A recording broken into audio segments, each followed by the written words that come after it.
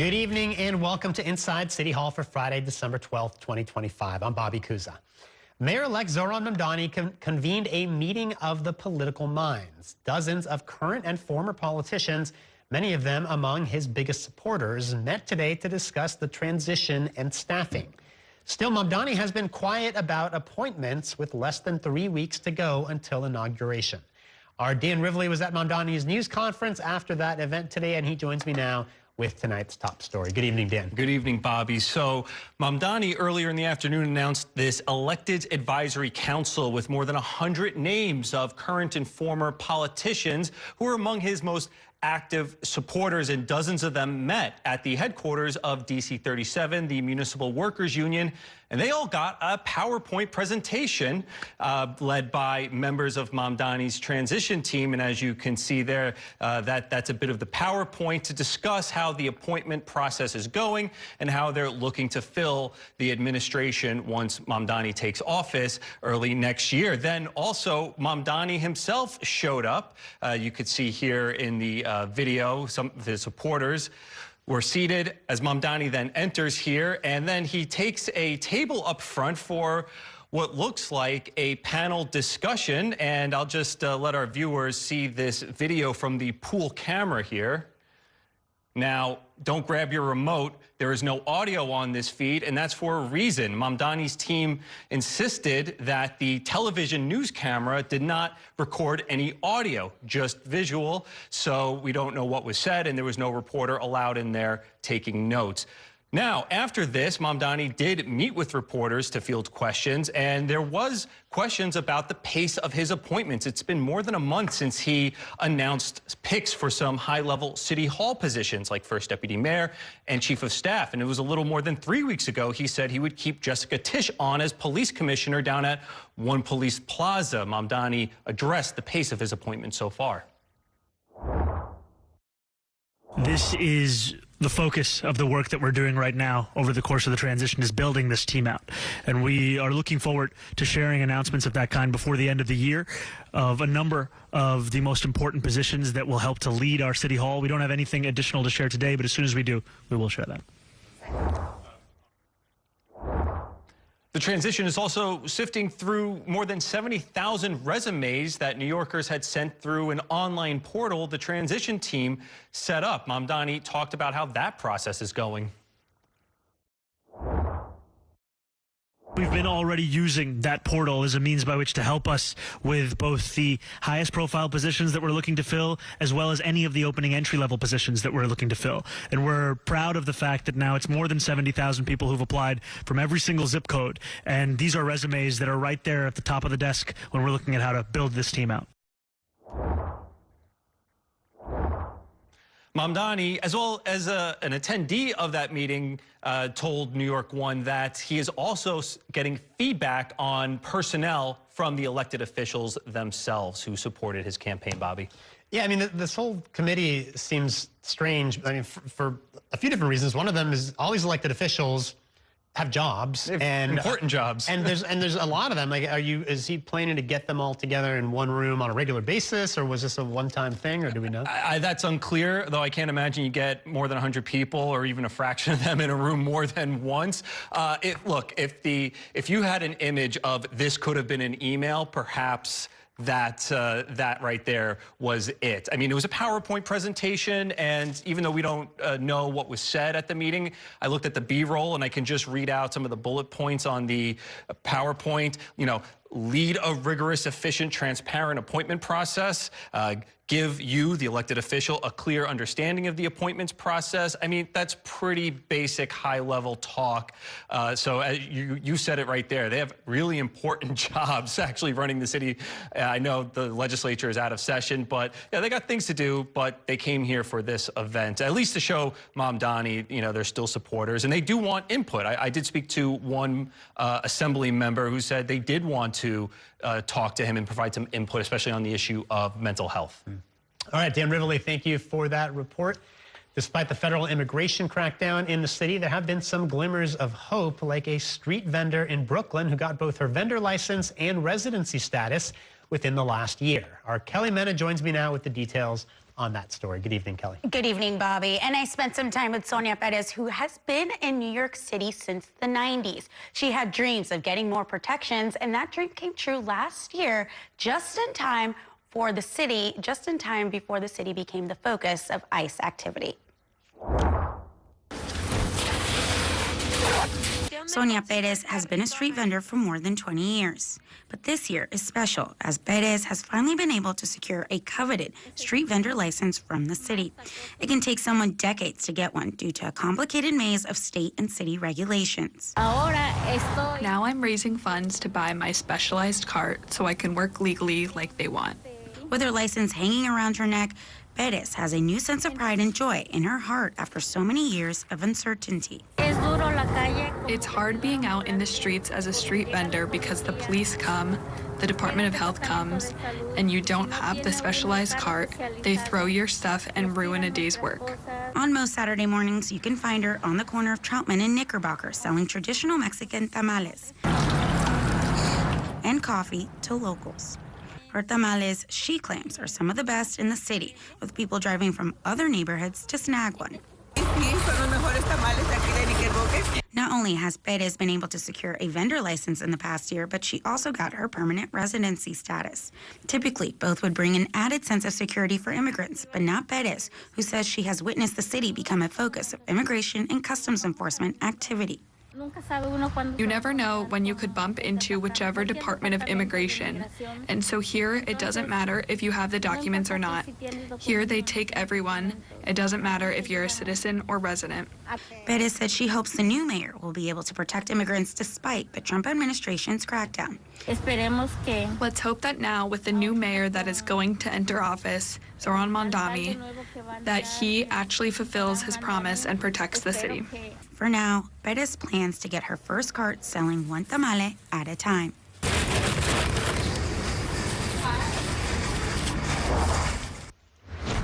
And Sonia Perez, unlike maybe some other street vendors, says that she's only once encountered any enforcement activity from the NYPD many years ago when she first started vending, Bobby. And this is itself a big political issue.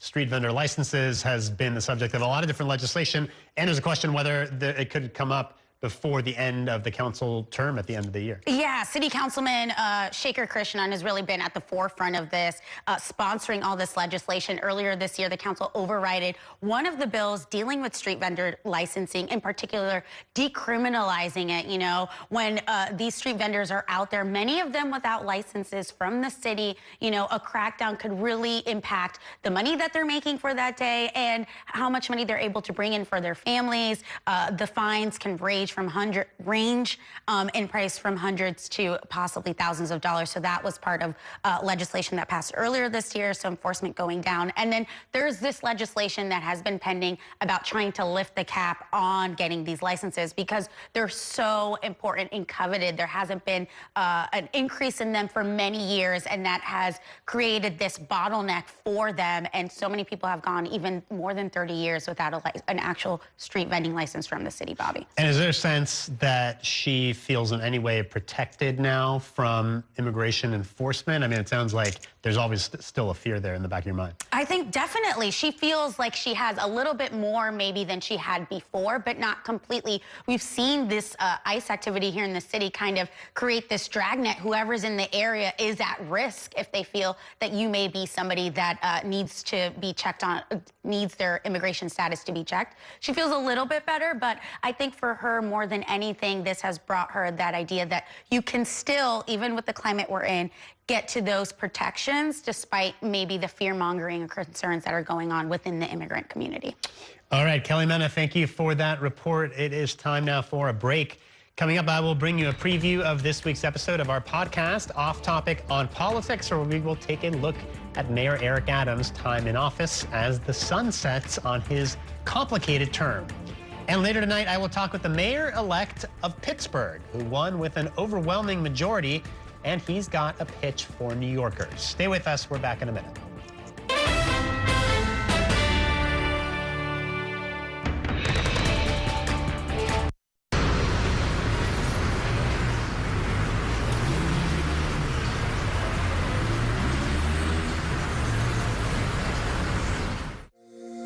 Every day tells a new story. At Mornings on One, we're dedicated to bringing you the stories that matter most to start your day. With in-depth coverage of the day's news. I'm Pat Kernan. Here are the stories we're following. And weather updates every 10 minutes. Tomorrow, some morning sunshine possible. Clouds take over. It's our responsibility to get you the information you need before you head out the door. Mornings on One. Weekdays starting at 6 on the Spectrum News app. Free for Spectrum and Xfinity customers. Spectrum TV, isn't that only live TV? No, it's only all my favorite streaming apps with live TV. Okay. It's only all included at no extra cost. And that's the magic of math. Will this be on the test? Sure, why not? It's only one simple payment for all our TV. We gotta simplify and win. Winning is equally important. If not, more so. Yeah! Only Spectrum TV, fixed TV. I'm Sandra, this is Jorge, and we were adopted in 2019. I remember when they first came to us, Michael was already a teenager. The whole cliche of they're so lucky to have you guys, and it's the other way around. They have changed our family for the better. They chose to love us. They didn't have to. They chose us. Family. Learn about adopting a teen from foster care. You can't imagine the reward. Visit adoptuskids.org. And that's a look at some of what's in the papers this morning. You've done at the sports section. Today's story is about the latest chapter for a beloved local business. It's a beautiful day with temperatures in the 60s, but showers are expected in the next hour. In a city that's always on the go, it's important to stop to hear the stories that connect us. The news that matters to New Yorkers. That's what brings us together. That's Mornings on One. Weekdays starting at 6.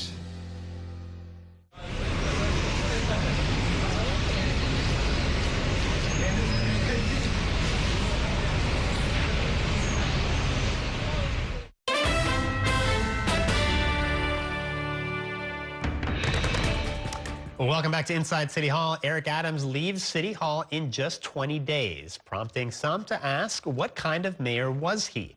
That is the topic of this week's episode of our podcast, Off Topic on Politics. I sat down with our Courtney Gross and Kelly Mena to break down his 4 years in office and talk about his accomplishments, his failures, and his legacy. Here's part of that conversation.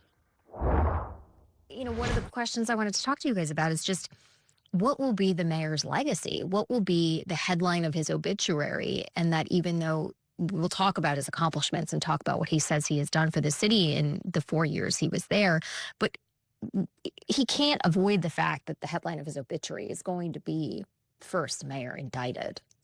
Yeah, I mean, it's going to overshadow his legacy for sure. And, you know, we can talk about some of the good things he's done and his backstory, right? Like, he has a compelling story. He's this working class kid who had a hard Scrabble upbringing. I don't think I've ever said that word out loud before. Scrabble. Hard Scrabble. And, I think you meant scrappy. See, you misspeak all the time. Not Scrabble the game, but scrappy. Hard Scrabble is a word. Scrabble is I a word maintain. game. Yes, I just. Yeah. And it's your age. And that, yeah, it's a word that older people use. And then, you know, he rose through. He was a cop, and then he rose through politics and became the second black mayor at City Hall. And then everything turned when these investigations started. And, you know, it was not only him, it was these corruption investigations of all these people in his inner circle, some of whom were indicted, including Ingrid Lewis Martin. And it just completely derailed his mayoralty. And, you know, I think in the end, his obituary, it's just kind of morbid to talk about his obituary. Well, I think about it, you know, let's sum up his, yeah, sure. He, it's going to, you know, not only mention the fact that he was indicted and the corruption, but also that was then dropped by the Trump administration when he embraced Donald Trump, right? Like, you have to mention both of those things together. Yeah. And the fact that is going to be what defines his time in office is unfortunate for him, right? Because, you know, we can talk about some of the good things he did in office, right? Yeah. Like, there's... And what a turning point in the party. What a 180, I think, with his relationship with the Democratic Party. I mean, when he had first taken office, he called himself the Biden of Brooklyn. I mean, there was some rumors maybe spread by him or people around him that was like, maybe he'll be president one day. You know, I feel like every single. I was going to say every mayor. It always is. But still, there was some legitimacy to that. He had become what he had said was going to be the new face of the Democratic Party after winning in 2021, because he was a moderate Democrat that became really popular and seemed to win over what had always been the winning coalition within the New York City populace, or really the Democratic populace across the country. You know, voters of color, Jewish voters, you know, hitting the progressive angle too. And he seems to have had it all, and how quickly that fell apart. Yeah. I was gonna say that a lot of people also went in with such high hopes for him. They were really excited about him coming into office. Especially being the second Black mayor. There was so much. Maybe that was pressure. Maybe that was, you know, whatever it is, there was a lot put on his shoulders. That second Black mayor, excited because he came from Brooklyn. Think about all the other Brooklyn elected. You have the AG, the Attorney General Letitia James. You have Senator Charles Schumer. You have Congressman Hakeem Jeffries. And then you also have the mayor coming from Brooklyn. It was just like signifying this power coming from Brooklyn, the second Black mayor. And for a lot of people, was that redemption for David Dinkins, who only served one term, you know, and for a lot of people, David Dinkins had that same idea of like, he can serve a second term. They felt like this was their redemption. So many people wanted to come in and serve for Mayor Eric Adams because they saw what happened to David Dinkins, and they had high hopes. He was going to turn around crime. He was going to do lots of things for people of color that many people had been overlooking for a couple of years. And so I think that was the excitement when he came into City Hall. And it's so interesting because I feel like he kind of foreshadowed the ending that he was going to have, which was, he said, and I'm going to do 2 terms unlike David Dinkins. And that was always his thing. And unfortunately, it didn't go that way. But I think that's where the disappointment started with once the federal indictment came, once even the investigations, the idea that that there was this federal investigation around him. I think that really disappointed a lot of people, because that was the beginning of maybe there's something going on there that we weren't aware of. And it's unfortunate because you don't want that to overshadow all the good work that he's doing. And I just want to update, he actually was indicted September 25th of 2023. I mean, September 2023. Yeah. Can I say, though, you know, you talk to almost anybody in politics about Adams, and they say the same thing, which is that his fatal flaw was bringing all these people into the administration who were loyalists, who he'd had long relationships with, but who weren't necessarily the most qualified people for the job. And I mean, you saw this with a lot of the people you just mentioned earlier, right? Yeah. Phil Banks was a deputy mayor for public safety, which is not always even a job that exists. And then you had Tim Pearson as a special advisor, whatever his title was. And he had like some oversight over the police department, which is not normal, right? The police commissioner did not have full control, it seemed, of the department. And that's why you saw his first police commissioner, Keyshawn Sewell, leave. Yeah. I mean, reportedly, that's what pushed her out. And she was well liked and seemed to be doing a good job. So she leaves. And then, you know, Ingrid Lewis Martin, who was his like right hand, she didn't really have a well-defined role, right? Like she wasn't also just like a senior advisor. Right. It wasn't like your normal org chart. And so he had these people who were close to him making decisions, and a lot of them ended up getting into trouble. And, you know, like, again, that overshadowed not only the good things he did, but also the good people that he hired. Right. And I mean, there was a lot of good people. It's so interesting to me, too, because you would think that those growing pains would happen all within the first year, right? Of you brought somebody in, you thought they would work, they wouldn't. But he didn't have that. It took so long. It was by the 2 year and a half, like 2 years and a half in, that he was going through those growing pains. And by then it felt too late. And, you know, it's so interesting to me because of all the people he might have soured with, I think one of the groups that didn't was the business community that still appreciates everything he did for them, all the partnerships that he grew, and you know, the real estate community in particular. Yes. And there's a lot of people. I mean, let's talk about his accomplishments as we wrap up this part of the conversation. You know, one of the accomplishments the mayor says is City of Yes, and the real estate community likes City of Yes. They probably would want a bit more. And what it does is allows development to occur in all across the city in certain neighborhoods because of zoning that perhaps had been very reticent to development prior to that. And that was a signature accomplishment for Mayor Eric Adams.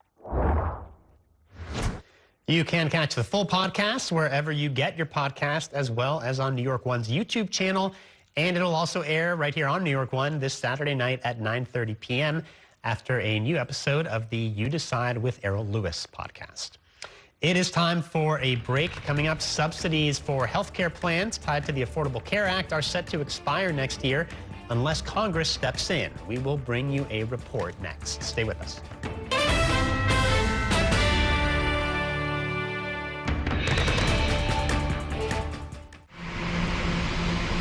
Stand clear of the closing doors, please.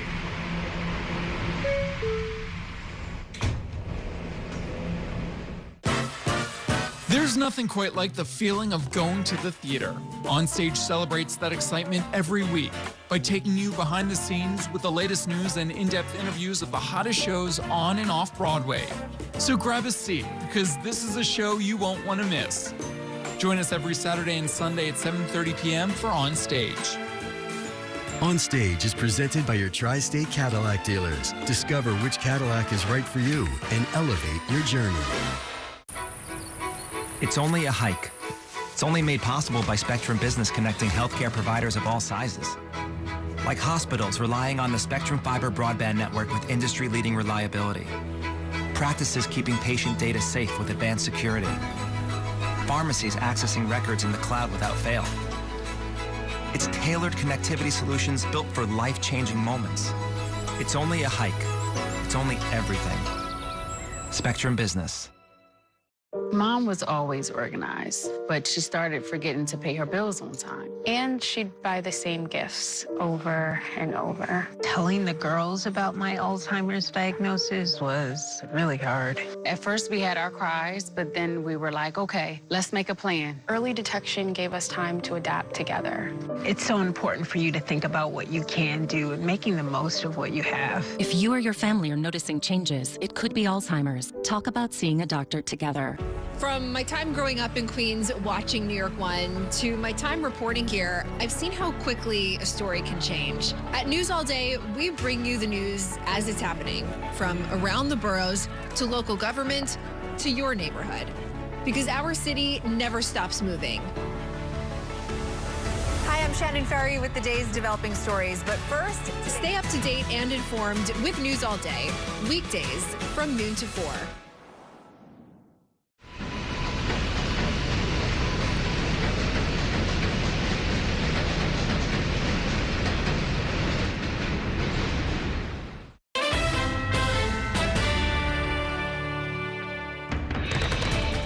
Welcome back to Inside City Hall. Millions of Americans may see their health insurance premiums skyrocket in the new year. Congress has just 5 scheduled workdays left before lawmakers head home for the holidays, but they are nowhere near an agreement about how to replace expiring Affordable Care Act subsidies. Our Shannon Ryan joins us now from our Washington, D.C. bureau. And Shannon, it seems those attempts to strike a deal have gone nowhere. Bobby, and frankly, attempts may be a really generous word. At this point, party leadership on both sides of the aisle, they've been unwilling to compromise. So yesterday we saw 2 votes in the Senate fail. Those votes, keep in mind, were held as part of a deal to end the government shutdown. Democrats wanted to extend these subsidies for 3 years as part of a clean plan, meaning there would be no changes from current policy, no compromise. Republicans wanted to end the subsidies entirely. All right, so that's on the Senate side. Talk about what we're seeing on the House side, where it seems like maybe there's a little bit more movement. Well, Bobby, House GOP leadership is expected to roll out a plan as early as this weekend, but the information that we've received so far indicates that plan will also be partisan, something we've heard moderates criticize as sort of a PR stunt, something they don't believe will garner enough bipartisan support to get off the ground. However, there are 2 bipartisan proposals that several moderates, both Democrats and Republicans, have put forward. Now, they would extend subsidies, but compromise on pain points we've seen in conversations. So things like fraud protection and income limits. Now, if they receive more Democratic support, they could pass, as both plans already have enough Republican signatures to force a vote on the matter. Republican New York Congressman Mike Lawler signed on to both of those. Here's what he told us this morning. More than enough Republican signatures on those bills if every Democrat from New York and across the country would sign. Leader Jeffries has the ability today to get every Democrat to sign those 2 discharge petitions to bring a vote. And earlier today, Minority Leader Jeffries was asked, why not do that? Why not encourage your members to sign on to this? And his response was pretty vague. Take a listen. We're going to evaluate every single good faith proposal, but it has to meaningfully provide certainty to the American people who are at risk of having their health care ripped away from them. Now, Jeffrey said that he would have more to say about those 2 bipartisan plans next week, but for now, he and most Democrats, falling in line with what he's telling them to do, like AOC, are standing behind a partisan plan to extend subsidies without any compromise. I mean, I don't understand why we can't just do a clean extension of what we just had in place. And Bobby, again, just 5 legislative days left. So even if a deal does pass in one chamber, it's incredibly unlikely that this will be resolved before lawmakers head home for the holidays and those subsidies expire. All right, Shannon, thank you. It is time now for us to take a break. Coming up, I will be joined by the mayor-elect of Pittsburgh on why he thinks the Democratic Party should embrace a more centrist agenda and his message to New Yorkers. Stay with us.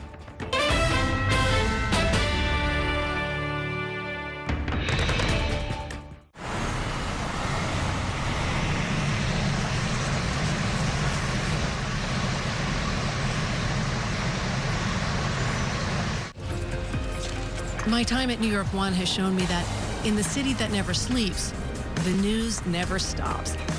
So as the day winds down, turn to the rush hour. Good afternoon, I'm Monica Burke. To catch up on the stories that matter across the 5 boroughs, with in-depth interviews from the city's newsmakers, plus the latest forecast. Catching you up with today, preparing you for tomorrow. Right here on the Rush Hour. Weekdays from 4 to 7 p.m. It's only a slice. It's only made possible by Spectrum, connecting businesses of all sizes, like small businesses, instantly serving up orders and inventory on the Spectrum Fiber broadband network. And factories, seamlessly connecting to farmers in the field with tailored solutions that always deliver. It's only a slice. It's only everything. Get your business free fiber-powered internet forever. Call to find out how. I'm Chris Jakovic. I served in the United States Air Force and I deployed 3 times. So in 2017, I was serving as an Air Force First Sergeant. Our motto in that role is, my job is people, everyone is my business. But unfortunately in that year, I would lose my own brother, Lance Corporal Adam Jakovic, to suicide. The majority of veteran suicides are from guns. I store my weapons securely, not only for myself, but for my family. My service never stops. At Spectrum Noticias, we recognize that our New York City community is vibrant and diverse. Spectrum Noticias delivers balanced coverage of the stories that matter in our communities and across the country. Our journalists are based in the neighborhoods we cover, ensuring you get in-depth reporting on what's happening in the places we call home. So join us at Spectrum Noticias. We're always on, always there for you. Now available on your TV. Check your local listings. Also available on the Spectrum News app.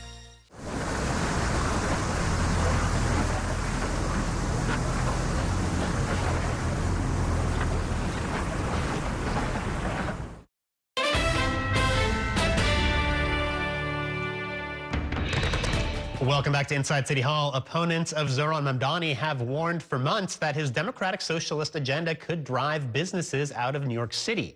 As for where those businesses might relocate, my next guest has a suggestion. The mayor-elect of Pittsburgh joins me now. Democrat Corey O'Connor was elected last month with almost 90% of the vote, and he joins me now in part to make a pitch to New Yorkers. So welcome to the show. And I guess I wanted to ask you first whether you're going to get in trouble for this, because New York mayors, when they leave town, tend to catch a lot of grief from voters? Well, I haven't started yet, so I still have a little bit of time. But no, I think, we ran on a platform of growth and opportunity. And I think there's so many people that have connections to Pittsburgh that are in New York who we want to talk about. And you already have a lot of people that have done some key developments in our city. And I think for every mayor, we should be going out, courting businesses, companies, especially cities like ours in Pittsburgh where we have to grow because it's only going to help our own residents. Let me ask you just a little bit about Pittsburgh's politics. I mean, you won almost 90% of the vote in the general election. I know there was also a primary that was a lot more closely contested. But how does Pittsburgh compare to New York? I mean, obviously the population is smaller, but in terms of political leanings and the demographics and that sort of thing. Yeah, I mean, we're a blue city, but we also are within sort of a purplish county, as well as our state is very purple right now. And I think, in order for us as Ds to win back the White House, we have to start, showing people, especially in the second largest city in Pennsylvania, that we can block and tackle and get things done and start performing. And I think that's a message that will really resonate with Western PA. So when you talk politics, we can take our Pittsburgh message about growth, opportunity, family-first approach in our cities and take it out a little bit further so that we can be successful in future elections.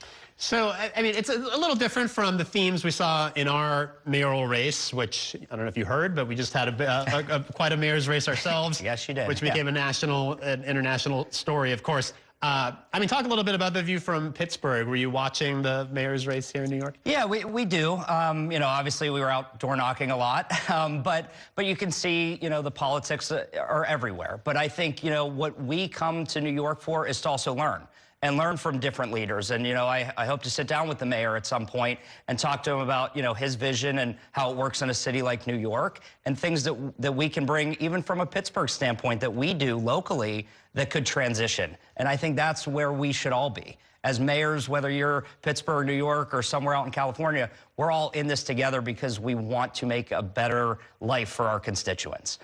Oh, sorry. No, so Mamdani is a unique politician, right? I mean, he's young. You're young as well, but he's got, I think he's got like 7 years on you in terms of... Yeah, 41. Yeah. 41. I did get carded the other day going into a movie, but it's okay. I can handle it. So he's 34. Yes. One of the youngest mayors ever in New York City. He's the first Muslim mayor, first mayor with South Asian descent, and he's a democratic socialist. But he really ran on this affordability agenda. I mean, that was almost the defining characteristic of his campaign.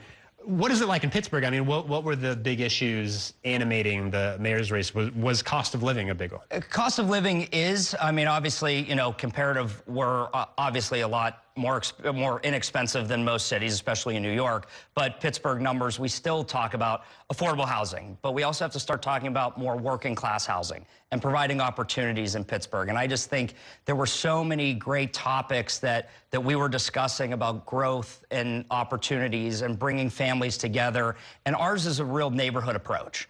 But it coordinates even with our downtown businesses who haven't seen a mayor that's reaching out to them. Yesterday, I called a company that just located in our, what we call our Strip District neighborhood, and they were just thankful that an elected official reached out to us. And I think our goal coming into this office is to call companies that are local, whether it's the pizza shop or the startup or the corporation, to say, hey, how can we help you succeed in Pittsburgh?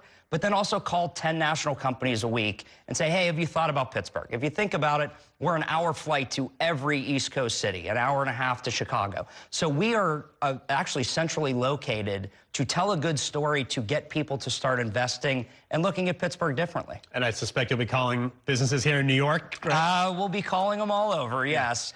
I mean, you talk about, a different kind of politics. Do you look at somebody like Mamdani, obviously Democratic Socialist, who, has some, big ideas, free buses and a rent freeze on the rent-stabilized apartments here in New York City, universal child care. I mean, do you see his politics as too far left for the Democratic Party and where we are in this country? Well, again, I think each electorate is different. As I said, we're in a different state than he is. And, he had a message and a vision for his voters. And we have something that's slightly different in Pittsburgh. But we did do an affordable housing trust fund when I was on city council. We fought for common sense gun control. We actually started a capital program for early childhood education.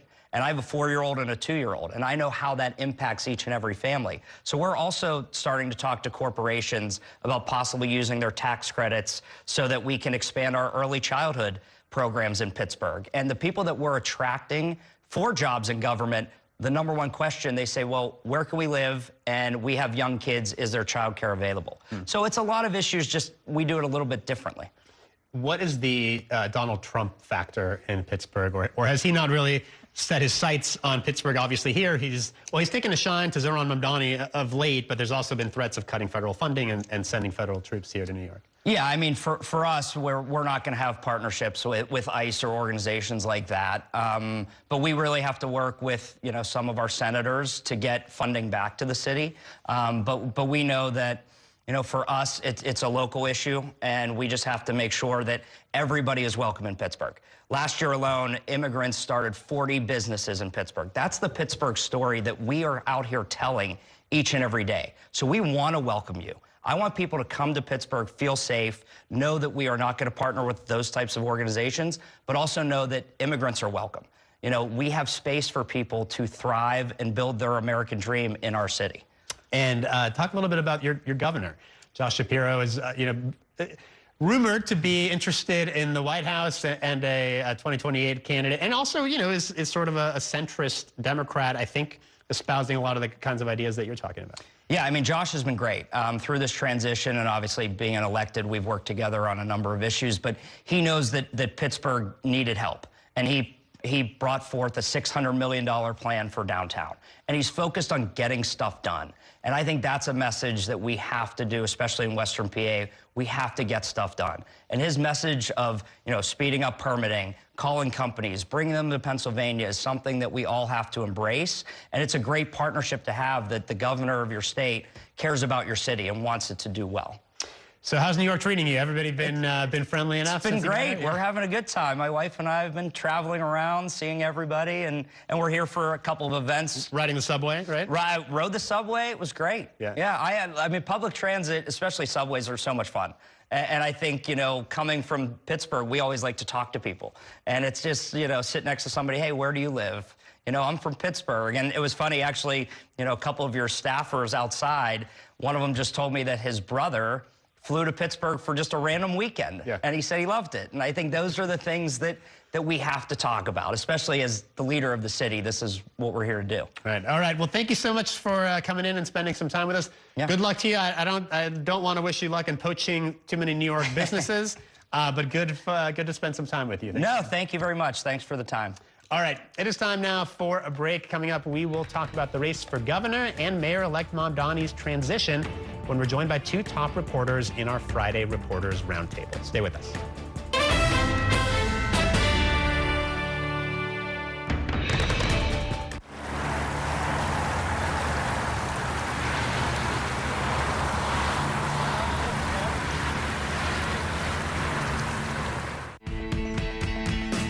In Focus with Cheryl Wills, a weekly show discussing decisions and potential solutions for issues making an impact in your community and your city. If it's important to New Yorkers, then it's being talked about here. In Focus with Cheryl Wills, Sunday mornings at 10:30 on New York One.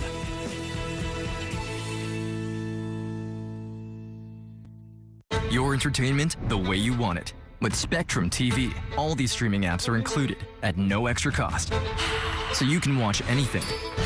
Movies, series, sports, reality, news. Here's a look at today's top stories. Exclusive originals. We await your orders. And even more of your favorites with live TV. Stream across your devices and enjoy anywhere. See you later. Get it all with Spectrum TV. I'm an ex-drug dealer, and I'll be your sub today.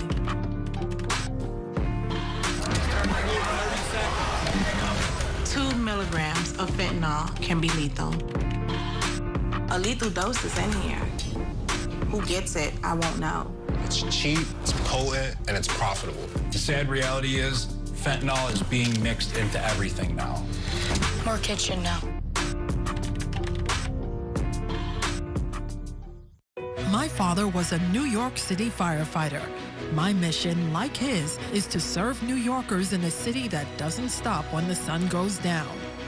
Being with New York One since the beginning, I'm now honored to join you even earlier each weeknight. Starting at 8 with New York Tonight, we'll explore the latest news developments, followed by New York One at 10 to wrap up your day. So join me each weeknight starting at 8 right here on New York One.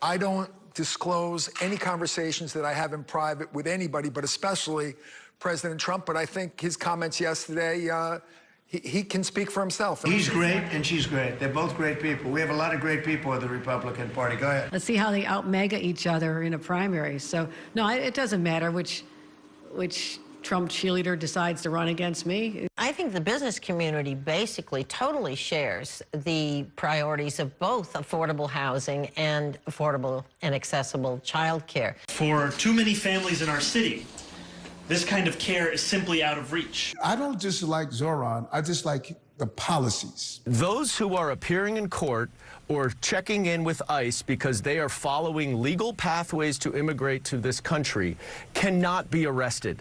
When they're coming to abduct your neighbors, you don't just say, can I introduce a bill or can I write a letter? You say, do I go put myself out there? I didn't say all you did.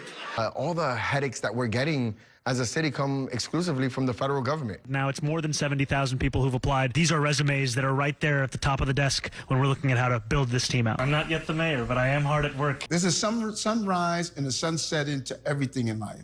The question you must ask, what did you do during the sunrise? Welcome back to Inside City Hall. That was a look back at some of the week's top political stories, including Mayor-elect Mamdani providing an update on his transition with less than 3 weeks to go until Inauguration Day. And joining me now to discuss all of this are two top journalists in our Friday Reporters Roundtable. Katie Honan is a reporter for the nonprofit newsroom The City and the co-host of the FAQ NYC podcast.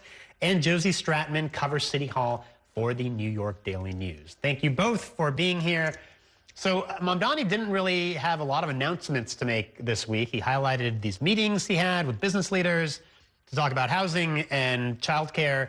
And then there was this weird thing today with this elected advisory committee. So Katie, tell us what this was about. This is a list of more than 100 elected officials who are supporters of Mamdani. That's really it. Josie and I were at the press conference this afternoon where he discussed what they talked about. He didn't really say much. There wasn't really much news out of it. It's 100 of his, he said, his most active supporters, people who endorsed him, but then also some people who didn't really endorse him. And I guess they're going to be working out his transition.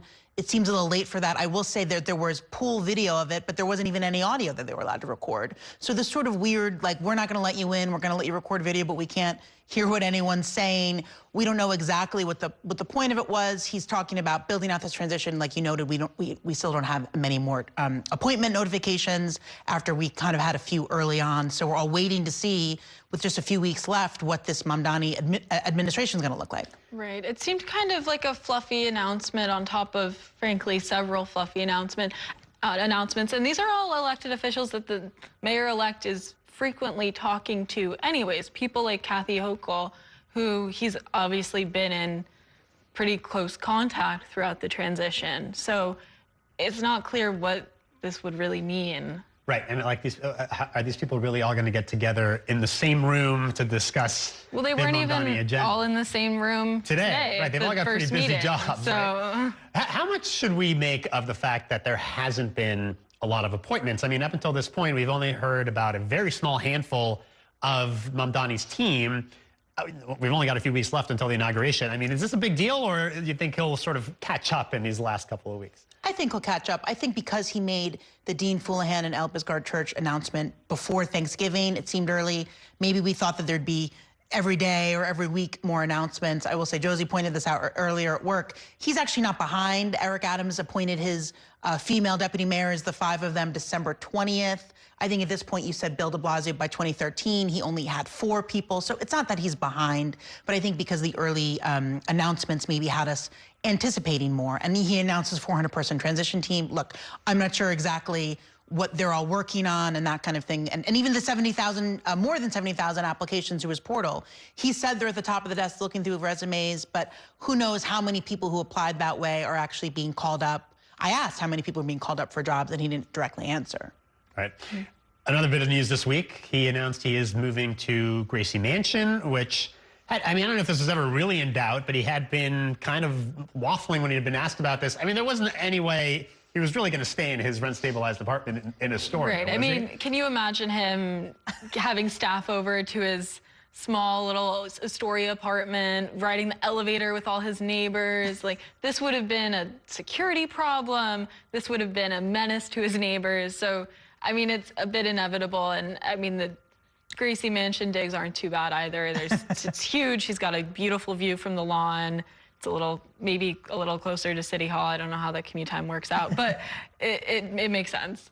And we heard from Mayor Adams this week, who said that there are ghosts at Gracie Mansion. Now, he had said this before, but I mean, today he confirmed that, or this week rather, he confirmed that this is actually a real thing.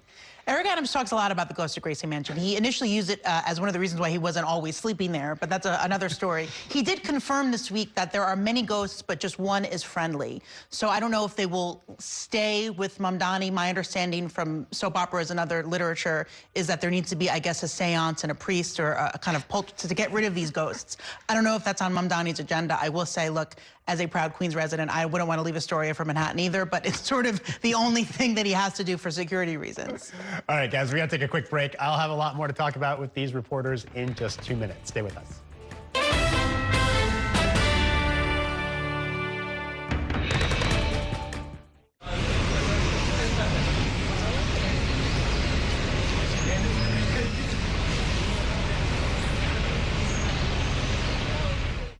We have so many ways to stay connected. A single touch can bring us closer to the families we love, the friends we know, and the city we share. And Spectrum helps us keep connected throughout the day, every day. Including more ways to watch New York One as a Spectrum Internet customer.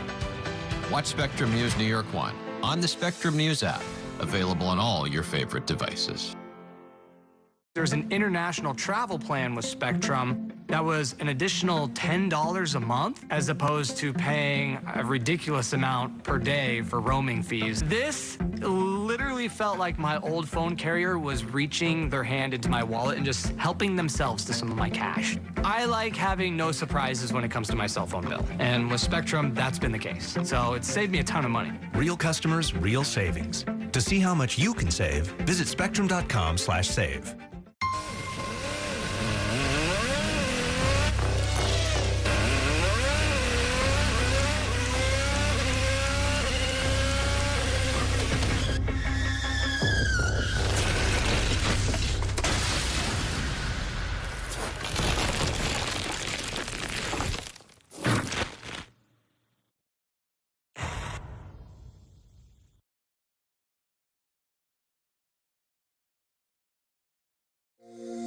Every day tells a new story. At Mornings on One, we're dedicated to bringing you the stories that matter most to start your day, with in-depth coverage of the day's news. I'm Pat Kernan. Here are the stories we're following. And weather updates every 10 minutes. Tomorrow, some morning sunshine possible. Clouds take over.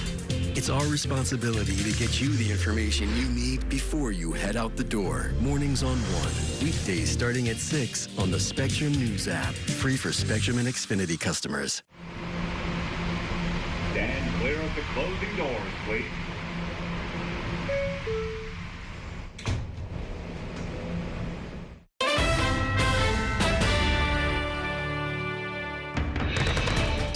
Welcome back to Inside City Hall. I'm once again joined by my reporters roundtable, Katie Honan from the nonprofit newsroom The City, and Josie Stratman of the New York Daily News. So, Katie, you sort of eavesdropped on some of the conversations about the inauguration preparations down at City Hall. So it is happening on the City Hall steps, we believe, right? That's what my eavesdropping. I faked a phone call on the front steps of City Hall and listened in. I believe it will be open to the public. Then they were mapping out where the stage would go before they shooed me away twice. But I guess it's sort of like Gracie Mansion. Where else? You know, Eric Adams didn't have his inauguration. He had it at the Times Square ball drop, which Mayor Bloomberg had done in 2002, right? The first moments of 2002.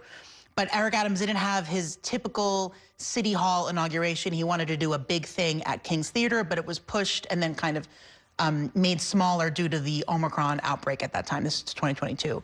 So I think, yeah, where else would Zohran Mamdani have a huge inauguration? All he has said publicly is that will be something that all New Yorkers can participate in, and I believe it will be open to the public based on where they said the kind of wanding and security will be. So we'll see that, you know, January 1st. And by the way, Mayor Adams on New York One this week, when he was asked about the inauguration, was sort of non-committal about whether he would go, and it almost sounded like he's afraid of being heckled or something. Like, is that what this was about? Yeah, I mean, he chalked it up to Mamdani's supporters being basically too rowdy. I think he used the word disrespectful. Clearly, there's not a huge overlap between the Adams base and Mamdani base, and it might be a bit of an unfriendly environment. But to not attend the inauguration would be a pretty big break in tradition. Traditionally, mayors do attend the swearing in of their successor. They're peacefully transferring the power over to the other hands in City Hall. So we'll see. And speaking of the transfer of power at City Hall, you guys are at City Hall every day. You know, you're running into Adams staffers, many of whom are on the last few weeks on the job. What is the mood like for these people down at City Hall? I think there's been a lot of, it's pretty empty, I will say, and they're certainly coming in even later than the reporters, if you can imagine that. And I think for some of the staffers, there was, you know, when there was the notification of the 179 people who would not be part of the Mamdani transition administration, I think some of that, maybe some of them will keep some kind of job, not all of them. I think some of them were surprised, which I don't know why they were surprised, but I will say, it's a little empty. Obviously, we also have the end of the council, so it's the last few weeks of the speaker and for a lot of the members as well. So you see people moving stuff out with boxes, and I mean, the reporters are having fun. We're all getting ready for the next mayor and how we're going to do that, but it has been a little empty. And it's not like there's a lot of animosity between the City Hall staff and the Mamdani campaign necessarily, right? I mean, obviously, we've seen some tension between Mayor Adams and Randy Mastro's deputy and the Mamdani team, but like, what about everybody else at City Hall? I mean, some of them are trying to get jobs with the incoming administration. Yeah, or even working with the Mamdani transition, the incoming administration, to hand off all the information that Mamdani will need to lead the city. So all the weedsy, like, here's what projects we're working on, here's where we stand on certain pieces of legislation, that's all being hashed out more behind the scenes, not necessarily in a dramatic fashion. But yes, I mean, the figureheads, Adams, Randy Mastro, these people, obviously there is a lot of animus there. Yeah. A couple other quick stories, not quick stories, but other big stories actually to get to. One of them is Brad Lander announcing for Congress against Dan Goldman with the support of Zohran Mamdani. I mean, there's a lot to unpack there, including the fact that Mamdani went with Lander and not with the DSA candidate in this race. But what's your take generally on Lander for Congress? I think he'll probably raise a lot of money, and I do think it's a real threat to the sitting congressman. I mean, obviously Dan Goldman doesn't need help with money. He's pretty wealthy on his own, but this seems like something that Brad Lander, you know, he has the support of the mayor. I'm sure he would rather be mayor of New York City, but that ship sailed for him, and this is sort of the next thing for him to pursue. I don't know how ugly this race will get. They seem to be aligned on some of the issues, not everything. And we'll just see, especially that part of Brooklyn, which is a very active voting bloc. And I think Mayor-elect Mamdani's support will mean a lot in that district. Right. I mean, it's also interesting because this is maybe the first time we're really seeing Mamdani trying to wade in as like a kingmaker in local politics. So he upended the DSA's plan to put in current council member Alexa Aviles to challenge in that district, and instead went for not their pick, Brad Lander. Aviles then dropped her bid. So it's interesting because we've seen him sort of operate on a level a little bit separate from kind of wading into all of the dynamics and more politics, all the relationships, and now as incoming mayor, he's trying his hand at that. Yeah.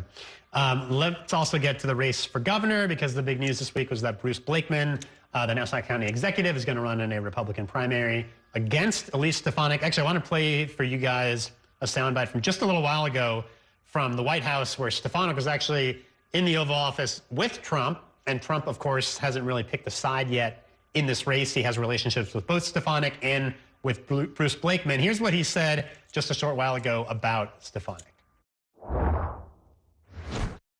She's running for a little position called governor of New York, and she's got a hell of a shot at it. That's all I can see. I see polls that look very good, and we could use you in New York. She's got a little competition and with a very good Republican, but she's a great Republican.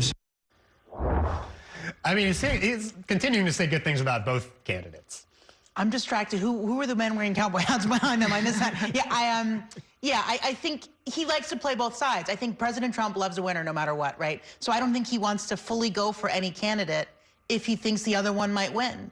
And maybe he'll support in other ways, financially, or push other people to donate. But I think he's going to really play for this to see whoever continues to do better in the polls, that's who he will support. Yeah, and I mean, Stefanik was probably counting on his support, and it seemed like she was going to have a clear path to the Republican nomination, but Bruce Blakeman kind of throwing a wrench in all of that. Right. I mean, Stefanik has been, pretty close to Trump, so maybe she took that for granted. I don't know how loyal Trump will stay, obviously. I mean, the other thing to remember is Hochul's approval rates have actually, I believe, risen in the state, and now we have 2 Republican candidates duking it out that might serve to harm the Republican Party in the state, where we already lean pretty blue overall.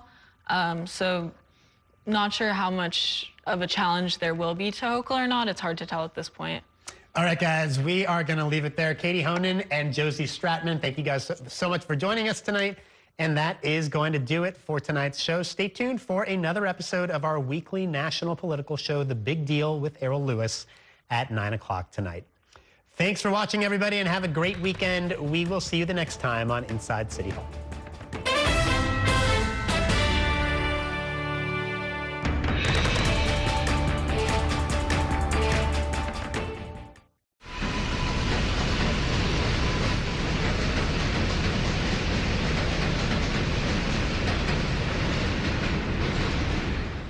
And that's a look at some of what's in the papers this morning. You've done with the sports section. Today's story is about the latest chapter for a beloved local business. It's a beautiful day with temperatures in the 60s, but showers are expected in the next hour. In a city that's always on the go, it's important to stop to hear the stories that connect us. The news that matters to New Yorkers. That's what brings us together. That's Mornings on One. Weekdays starting at 6. Your entertainment the way you want it. With Spectrum TV, all these streaming apps are included at no extra cost. So you can watch anything. Hey, brother. Be careful. Movies. I've got this condition where I don't feel pain. You're a superhero. No. Series. There was another murder in the building. Sports. Reality. Here's to a summer you'll never forget. News. Here's a look at today's top stories. Exclusive originals. You await your orders. Even more of your favorites with live TV. Welcome into First Take. Stream across your devices and watch anywhere. At home or out and about. It's the entertainment experience you've been waiting for. Streaming apps included at no extra cost. Just got that, pal. Get a good look. With live TV and on demand. All together, all in one.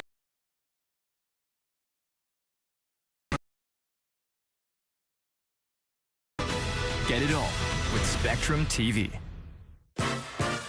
There's nothing quite like the feeling of going to the theater. Onstage celebrates that excitement every week by taking you behind the scenes with the latest news and in-depth interviews of the hottest shows on and off Broadway.